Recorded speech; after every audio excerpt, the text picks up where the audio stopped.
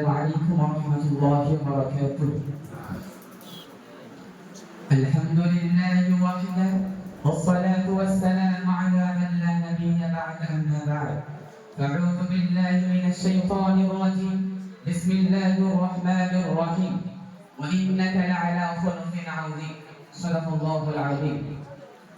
সুফির রমদাসর পরখান প্রশংসা ধ্বনিত হচ্ছে বিশ্ববিদ্যালয় আরশে আজিমে, যিনি বিশ্বব্রহ্মাণ্ডের অদ্বিতীয় নিয়ন্তা, আকাশ পাতাল চন্দ্র সূর্য যাহার অদৃশ্য ইঙ্গিত পন্দা লিখতে পারেনি মগ্ন, তার ইশানে বলি আরশের ওজন যত, লিখলেন কালি যত, হে মহান তোমায় জানাই শত ধন্যবাদ।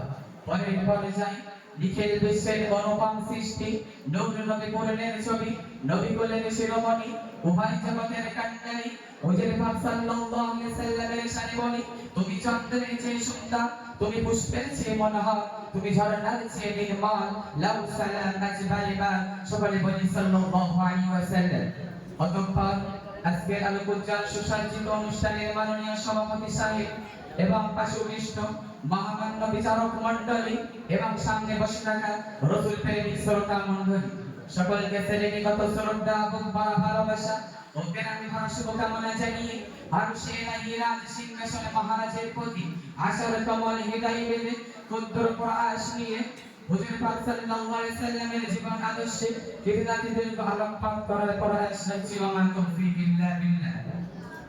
বন্ধুগণ, ধাত্রীর বুকে যেমন অমানসিক অত্যাচার, অবিচার, ব্যভিচার, শিরিক, বিদআত, কুসংস্কার, ফিতনা, ফাসাদের কুজ্জানিকায় গোটা পৃথিবী অন্ধকার আমানসার কৃষ্ণকায় আচ্ছিন্ন হতো, তখন মানব সমাজ সুখ শান্তির জন্য চাতক পাখির ন্যায় নয়ন মেলিয়া গগন চেয়ে থাকত।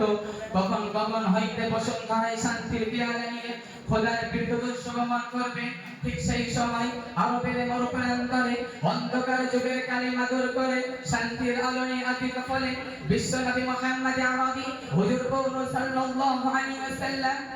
সুতরাং প্রিয় নবী মুহাম্মদ সাল্লাল্লাহু আলাইহি ওয়াসাল্লাম তাওহীদের বাণী দিয়ে বিশ্ববাসীকে শান্তির পথে আহ্বান করলেন।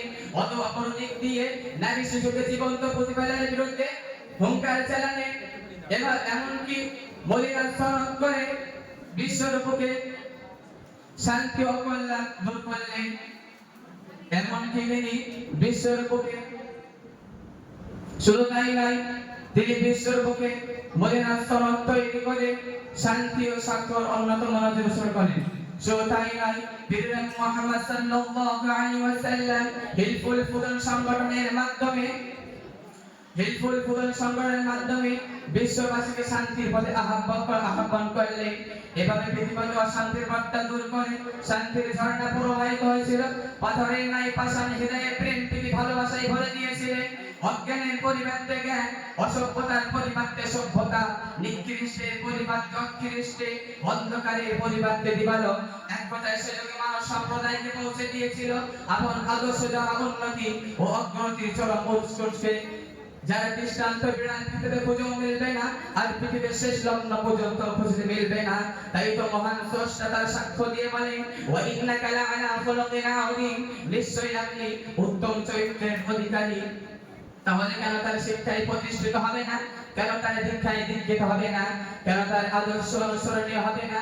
কেন তার পথ উন্নতি উচ্চ শিখরে পৌঁছবে না? কেন তার মতো আদর্শিক হবে না? কেন তার সুন্নাত দৃষ্টান্ত হবে না? কেন তার জীবন অনুকরণীয় হবে না? তার অনুকরণেই আছে উন্নতি, অন্যথায় অবনতি, অবনতি, অবনতি। তাই আজ যদি আমরা তার জীবন অনুসরণে আদর্শিত হতে পারি, তাহলে ইহকাল ও পরকালে আমাদের কদম চুমবে ইনশাআল্লাহ। তাই তো আমার কলম বলে, নবীর চরিত্র চিত্র করে যেমন চিত্র মাঝে সম্মানে আসেন সমাসীন তার বিশ্ব মাঝে। আল্লাহ নাখতিমু কালাম। আসসালামু আলাইকুম ওয়া রাহমাতুল্লাহ।